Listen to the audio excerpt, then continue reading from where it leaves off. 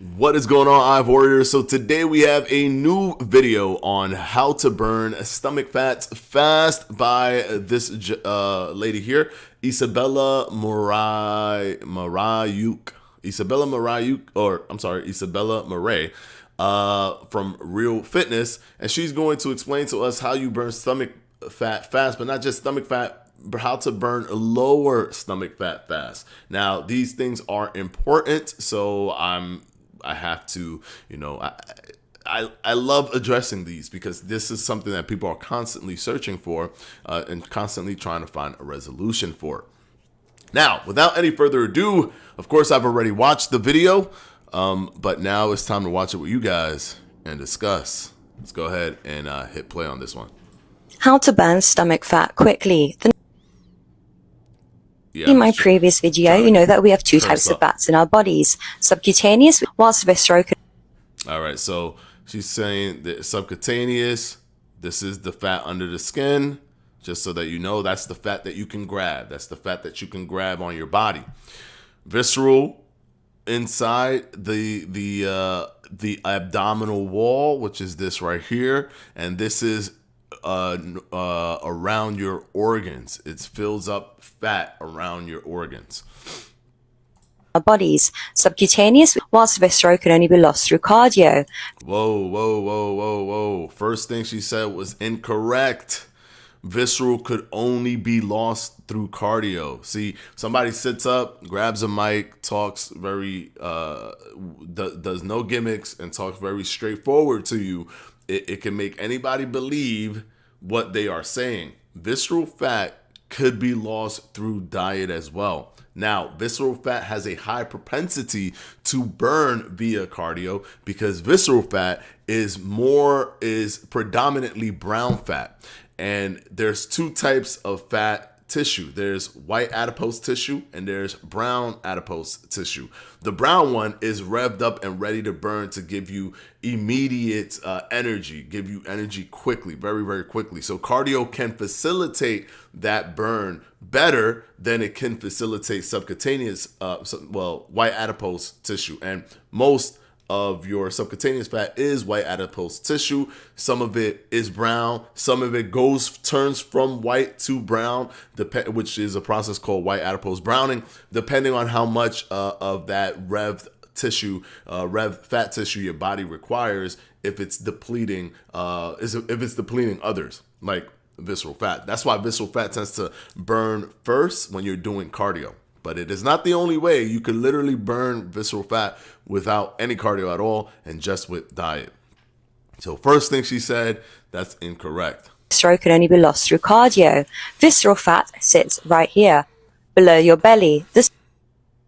Literally, she just said it sits right here below your belly. And if you go right here, it shows, this is the visceral fat, guys. It shows it literally everywhere. It's your entire belly region. It's covering all the different organs. It's expanding off of and attaching off of all of your organs. So it's literally your entire belly area, not just your lower belly area. It's the entire thing. This is all the tissue right here.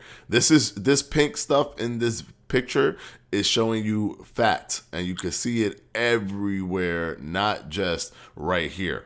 So that is also incorrect, but let's continue.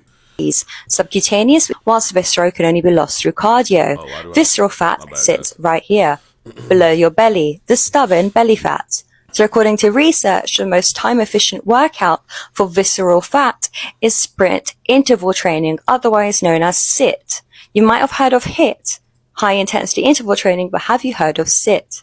So they did 80 rounds of 6 seconds of sprint. So that's only 8 minutes of sprinting with 9 seconds recovery between each round. And they did this for 12 weeks. They compared this to HIIT and to cycling.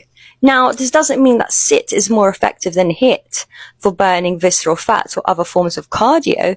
It just means that they found it to be more time efficient. But do any cardio you like. You're better off doing something you enjoy because you're more likely to be consistent. However, if you're happy to do anything and you want to do something that's time efficient, feel free to try SIT. Now, she's right in terms of SIT being time efficient.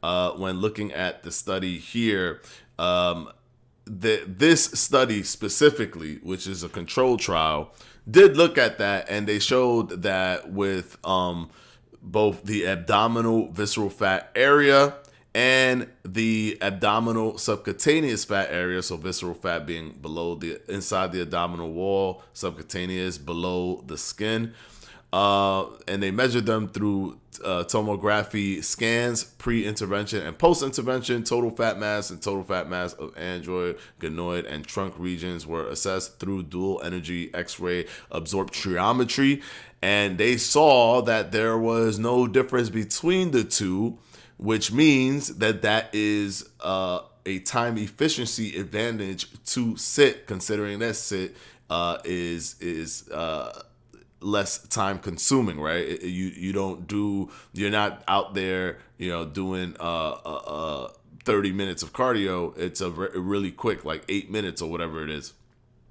But such findings suggest that lower training load and exercise time commitments of sit regimen could optimize the time efficiency advantage of traditional HIIT, facilitating the abdominal visceral fat reduction in obese young women. But we have to keep in mind that this study was only done with a sample size of 16 for sit, 16 for HIIT, and 14 for no training at all. And I like when they do that, no training at all control, because it lets you know what happens if somebody doesn't do these things. It's very useful. This is very tough to just extrapolate that answer through this. However, this is a very powerful study. But keep in mind, guys, the only way you could target belly fat is targeting visceral fat, and you can target visceral fat with stuff like intermittent fasting helps rev up visceral fat, but also cardio does that as well. But it is not the only way to burn visceral fat. So she got most of what she was saying right. The location of visceral fat she got wrong. The fact that you could burn visceral fat only through cardio was incorrect, but her study analysis of this was correct. It was correct, but more studies are required so that we can make a definitive statement on the vast majority of the public, right? This doesn't include men here, so this could only be taken and applied to obese young women, because those are the only people that they studied in this.